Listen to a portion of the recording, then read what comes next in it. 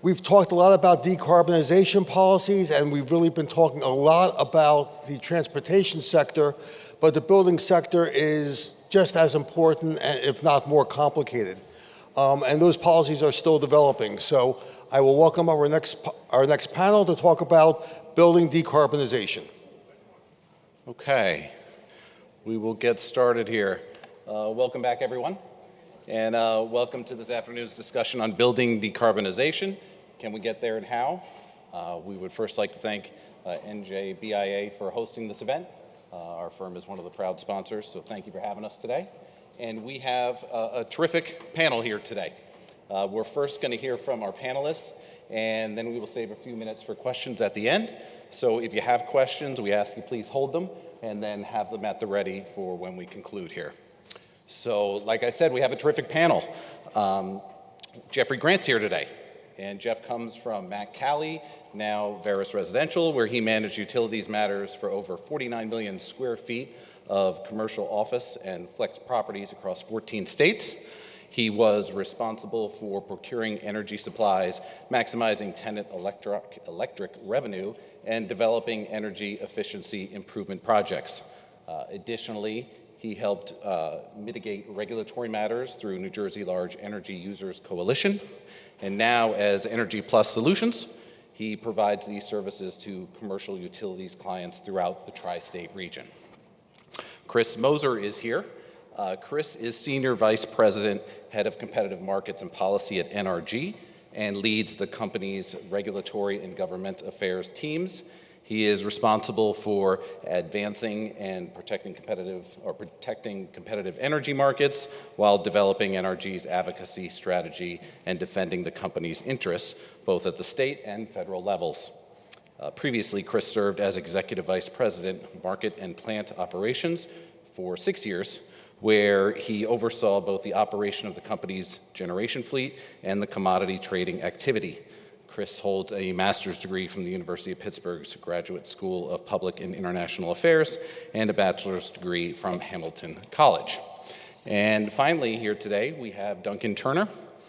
Duncan is a general partner at SOSV and the managing director of HACS, where he invests exclusively in startups that use physical sciences, hardware, and chemistry to solve some of the world's toughest problems driven by climate change, a reconfiguration of global industries, and equitable access to healthcare.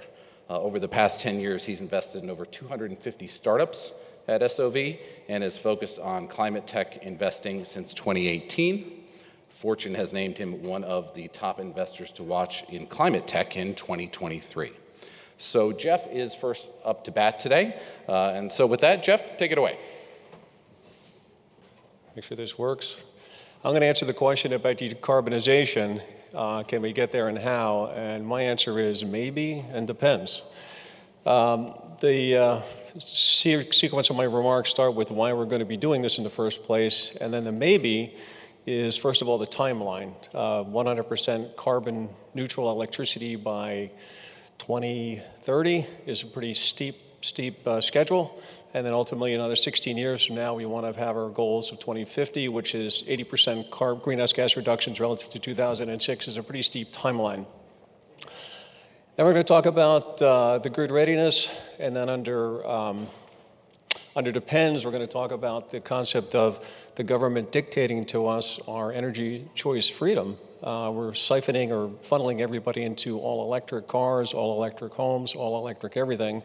And we're not going to have that diversity. Diversity is usually a good thing, but when it comes to energy, it seems diversity is not a good thing. So from an engineering standpoint, we're going to be lacking that opportunity to switch from one perhaps more expensive fuel to another.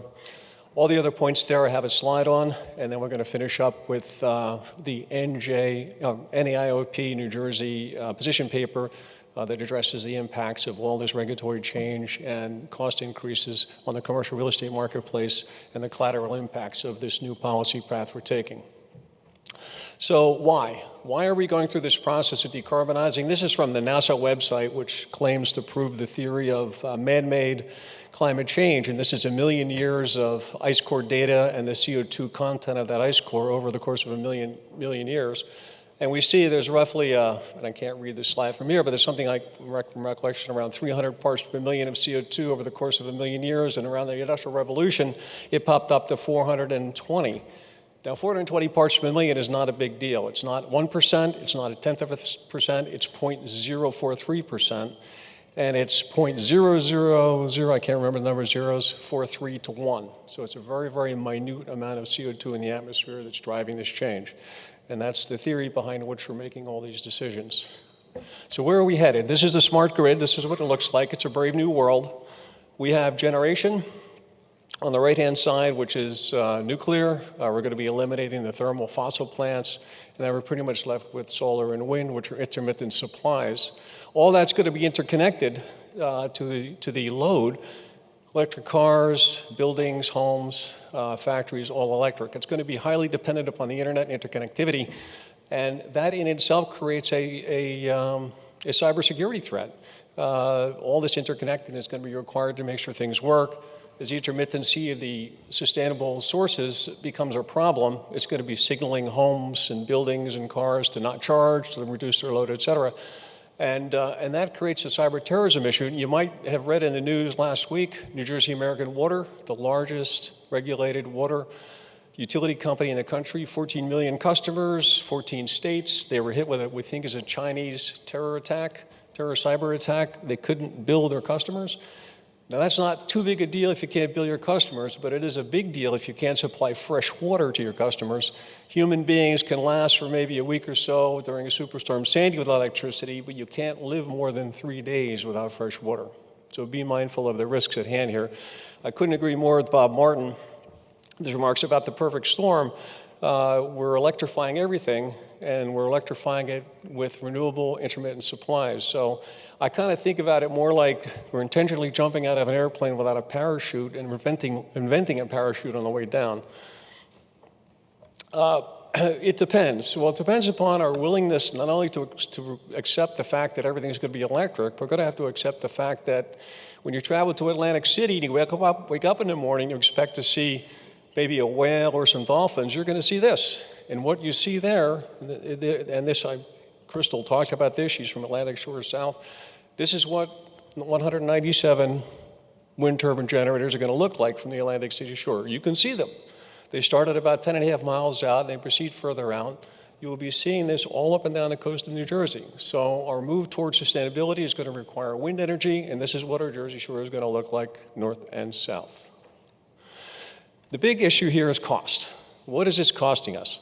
Well, there's something buried in our energy supply called the Renewables Portfolio Standard. Right now, and this is 2024 to 2030, right now that costs about 2 cents a kilowatt hour. As we winnow down on the orange bars, which are gas plants, and we increase our renewable plants, which are the green bars, we have an increasing load of about 2% a year, 22% over 10 years. Some people, by the way, think we're going to be looking more at 50% over the next 10 years with AI and fintech, et cetera, but keep it conservative, 22% over 10 years. So we're going to be reducing our thermal plants, we're going to be increasing our renewable energy plants, and that 2 cents a kilowatt hour on that red line in 2024 is going to escalate to over 7 cents a kilowatt hour by the time we get to 2030. So what does that mean in your utility bill? I can't read this from here. I'll make it even here. From utility bill, well, there's 3 parts of utility bill. There's the orange part, which is the utility company, your friendly neighborhood utility company. There's the green part, which is the energy, and then there's the blue part, which is the energy. Then there's a green part, which is the regulatory and taxes overhead. Now, we're going to be going from about 14 cents a kilowatt hour this year to almost 20 cents a kilowatt hour by the time we get to 2030. And that growth is going to come in the form of all these renewable energy fees that are going to be added to our bill and buried so deep you can't see them. Those renewable energy fees are on the right-hand side. The large blue sector is what those overhead fees are going to be. Most of it is about 7 cents a kilowatt hour. That's what the cost of all this renewable energy is going to be for us, built into our bill. So the message here to commercial customers is load management. The first step, and the Energy Master Plan has this, is a requirement or a goal to reduce energy consumption or improve efficiency by 2% a year over the next 10 years, starting in 2020. It's a great goal. You lower the level of energy consumption across the state. You convert to all electric. It's a good start.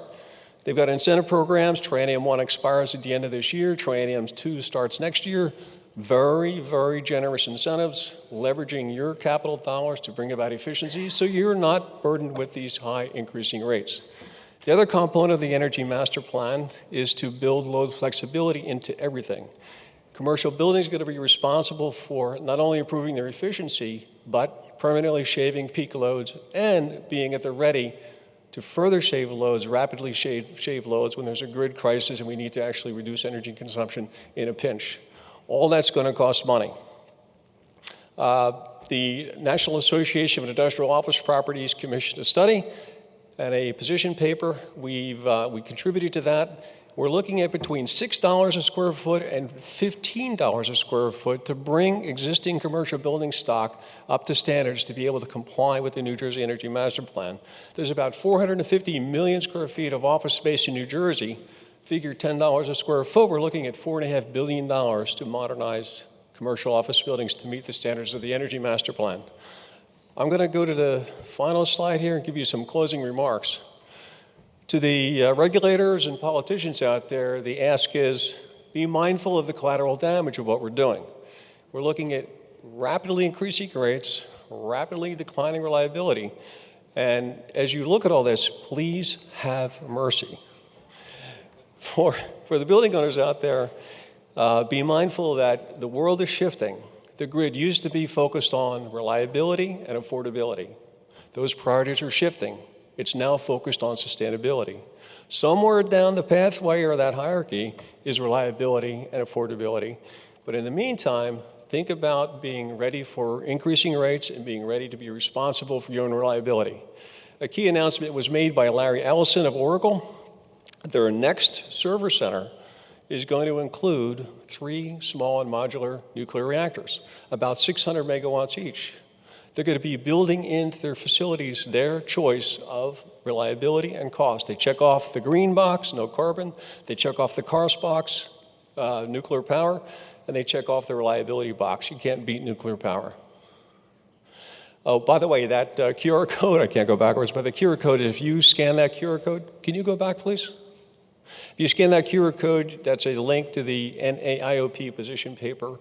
It's an economic model that shows what happens when we have to burden our commercial office spaces with the compliance components of that $6 to $15 a square foot and in an environment of increasing rates. So it's very, very interesting to read that.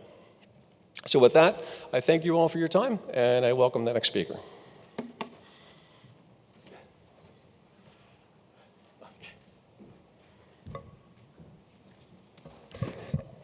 Good afternoon, everybody. Chris Moser from NRG. Thank you so much for having me. And that was, Jeff gave a very good macro look at some of the moving pieces. I'm going to zoom down to the level of our office building, which we build right on Route 1, 25 miles south here in Princeton. So we'll take a spin through that, and then we'll kick it over to Duncan to run anchor leg for us.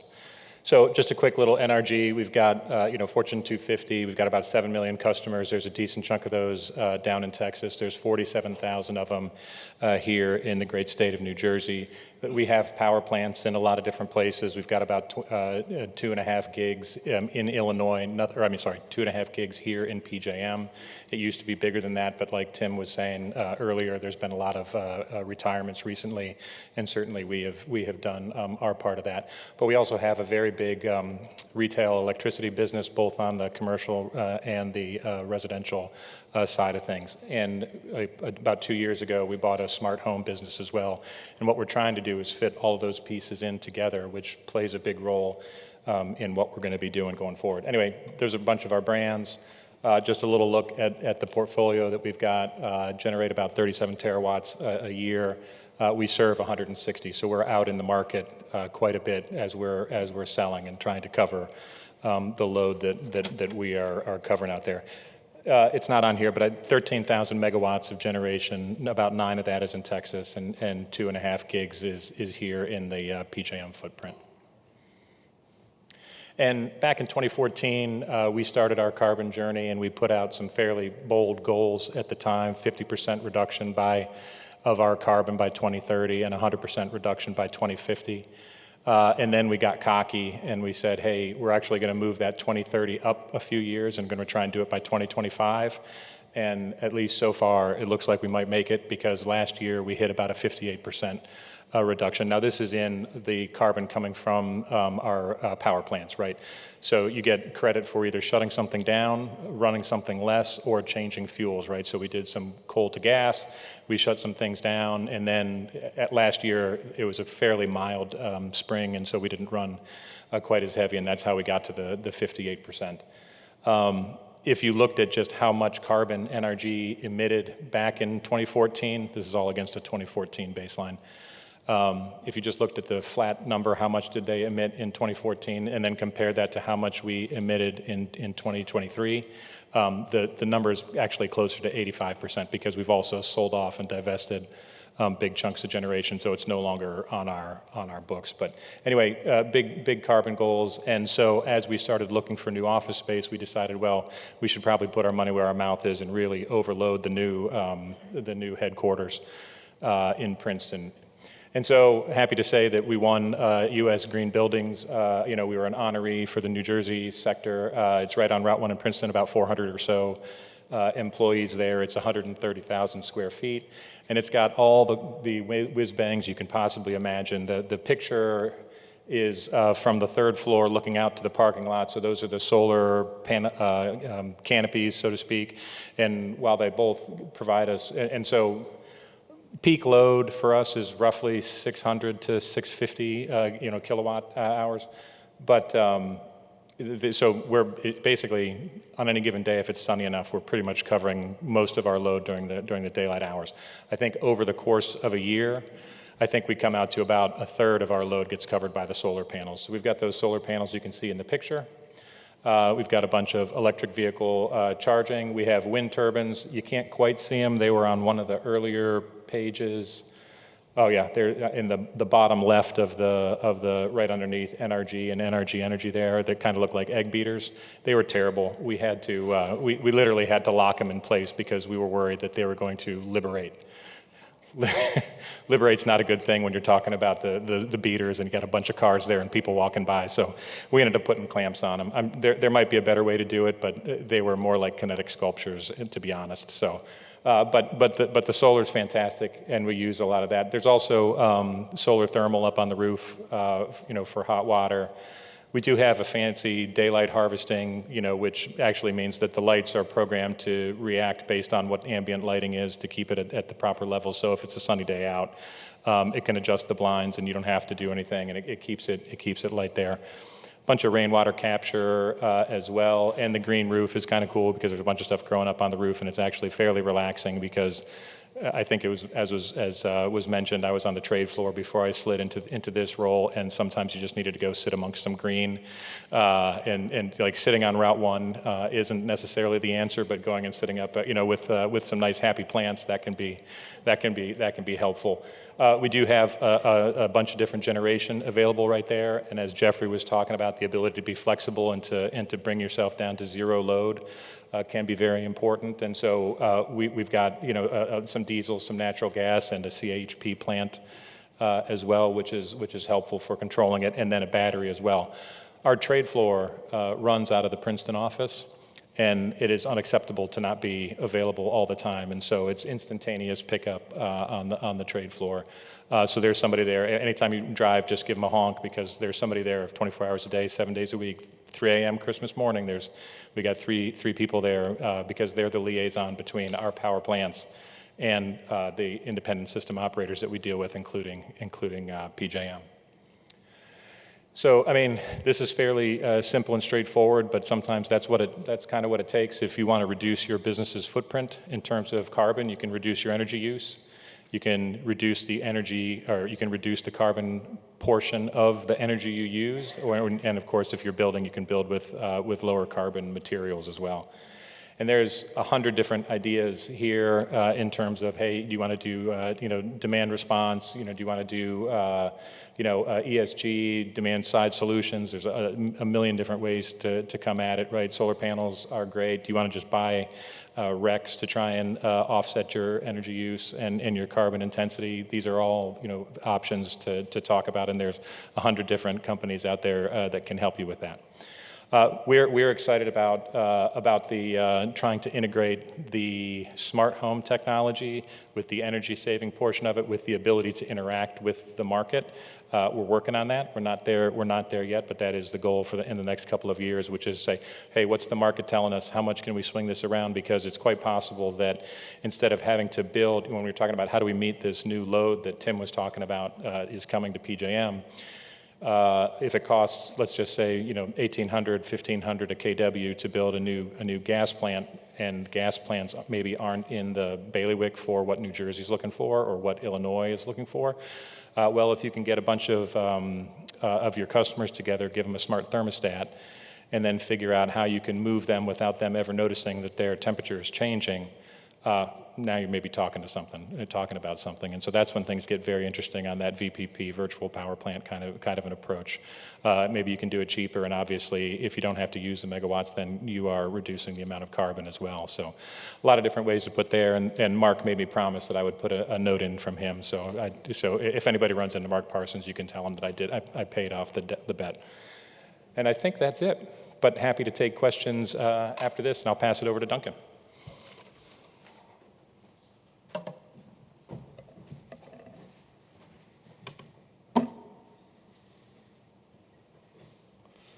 All right, thank you everyone for having me here, and thanks to the speakers before me. I'm going to provide a bit of a futuristic look at some of the topics that have been set here for context. I mean, it's great to get a macro view of the energy sector, and critically, Jeff is 100% right. The cost associated with some of the transition that we're going to be doing is particularly scary. Particularly when you think about, in the past, we've relied on a lot of outsourcing of manufacturing of new technologies to different countries, which we're no longer prepared to do. Everything needs to be built here. And a lot of economists are talking about greenflation, notion of inflation powered by greenifying the economy, which is something that we take to heart very much with what we do. So I'm a VC, very early stage. I'm going to talk to you about some of the technologies that we invest in that are particularly looking at some of the challenges that we have going forwards. We operate a $306 million fund, super early stage, so pre-seed investments. We do that with really two technological lenses. So one is with life sciences, through a program we run called IndieBio.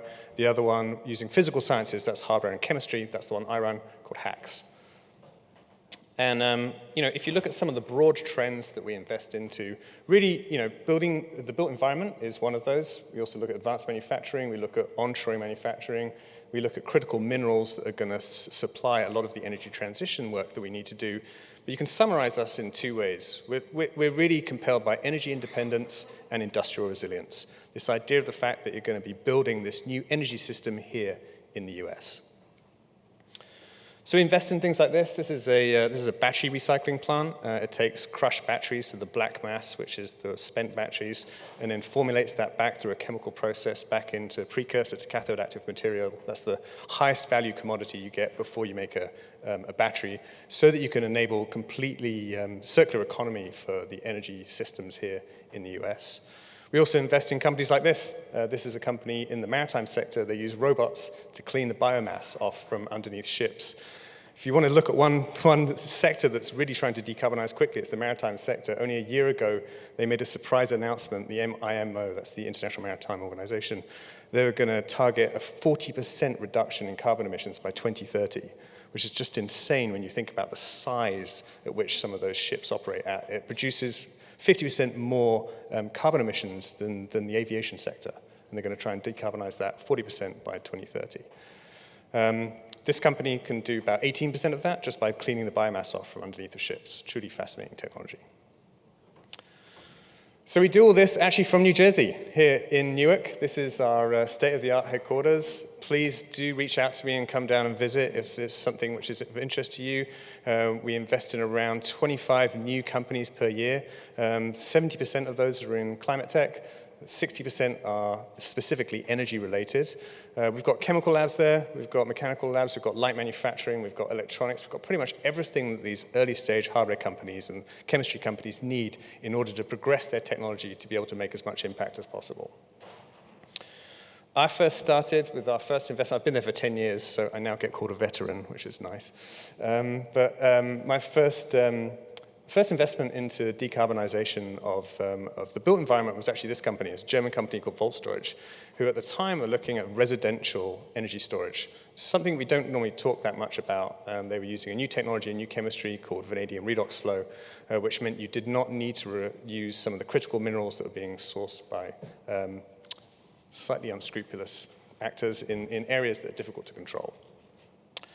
That company has moved on to large-scale sort of grid storage, and that's really where a lot of the opportunities are that we see at the moment, as we're rapidly putting a lot of renewable energy online to power a lot of the buildings that consume about 17% of the energy that we create.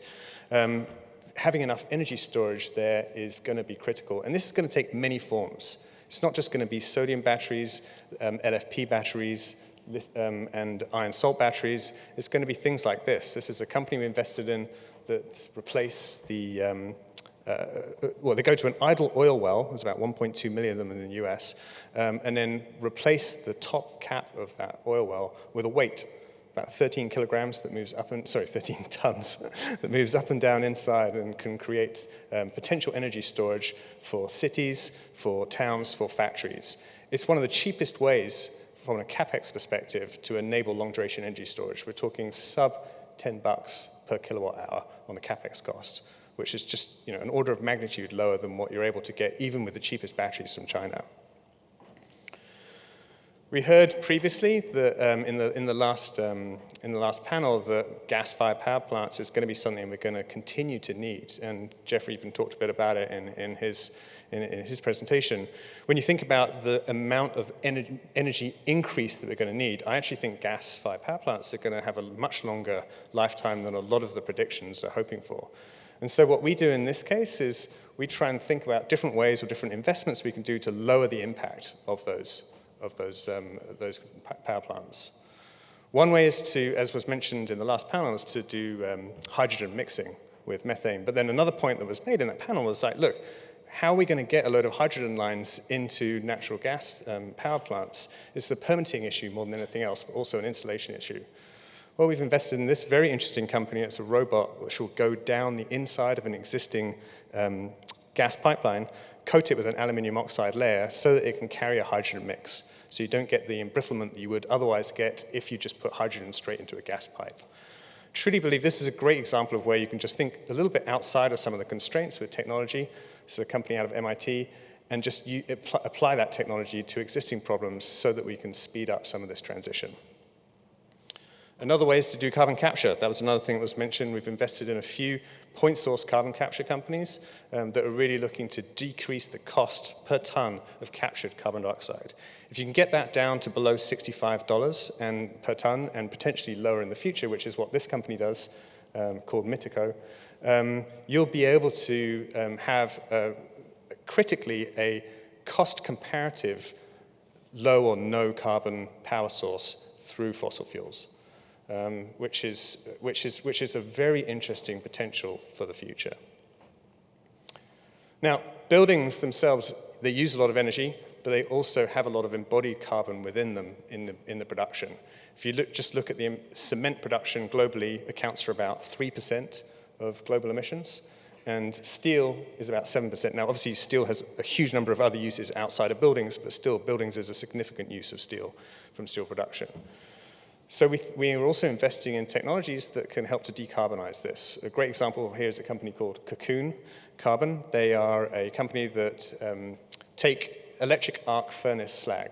So there's been a big transition from blast furnaces to electric arc furnaces, which are much more carbon efficient for producing steel. The challenge with that is that the slag that's left over from the blast furnaces, even though it's very carbon intensive, used to be a great supplement, so you didn't need to use so much cement into concrete. With the electric arc furnaces, that is no longer possible. However, this technology functionalizes the slag from an electric arc furnace, and then that creates what's called an SCM, supplementary cementitious material, something which can supplement the cement into concrete, so you can then create a whole load of value for everybody and create from something which was a commodity which you used to have to pay to get rid of, to something which is worth about $140 per ton. And that dramatically lowers the carbon embodied into buildings. A great way to do this is just not to use any concrete at all. There's a traditional construction technique called adobe, which is essentially taking soil, silt, clay that's found around the area that you build a building, and then just kind of push it together, force it together into a structure. It creates an incredibly thermally efficient building. This company called Terran Robotics that we invested in, I affectionately name them the mud slappers. You'll see why in a minute.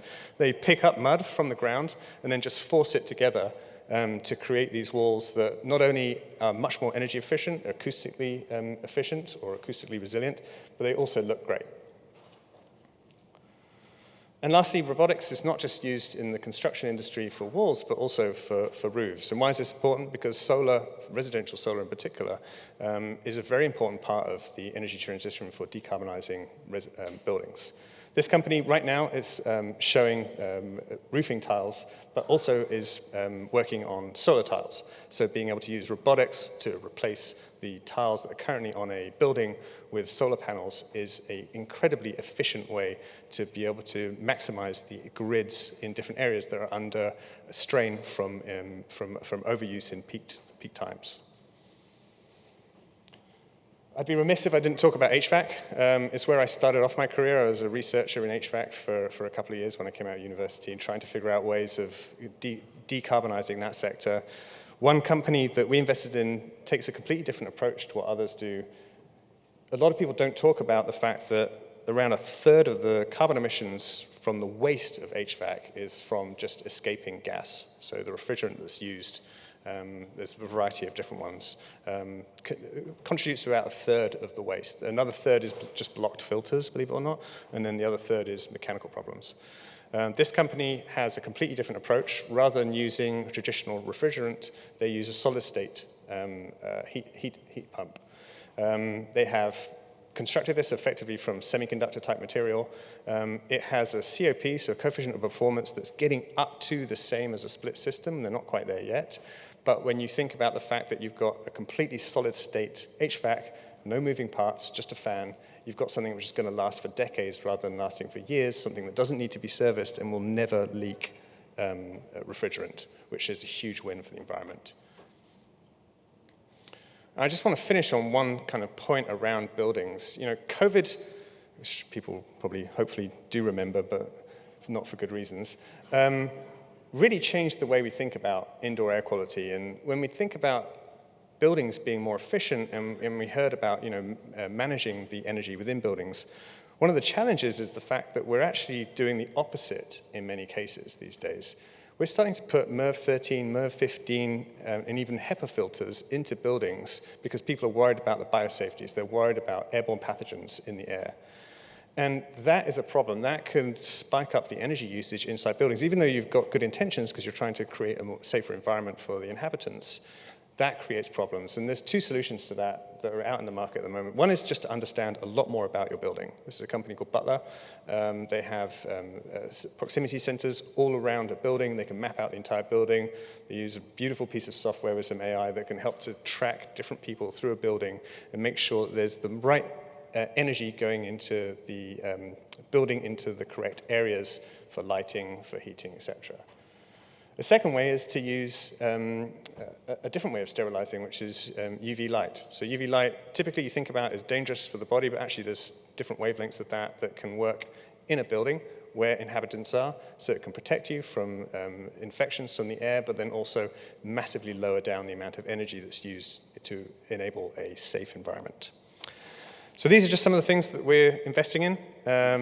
I'd leave you with the fact that we're doing this here in New Jersey, and fascinated by the fact that there is this community here, and we'd love to be engaged more. And for the companies that we've got, they'd love to speak to you. Thank you.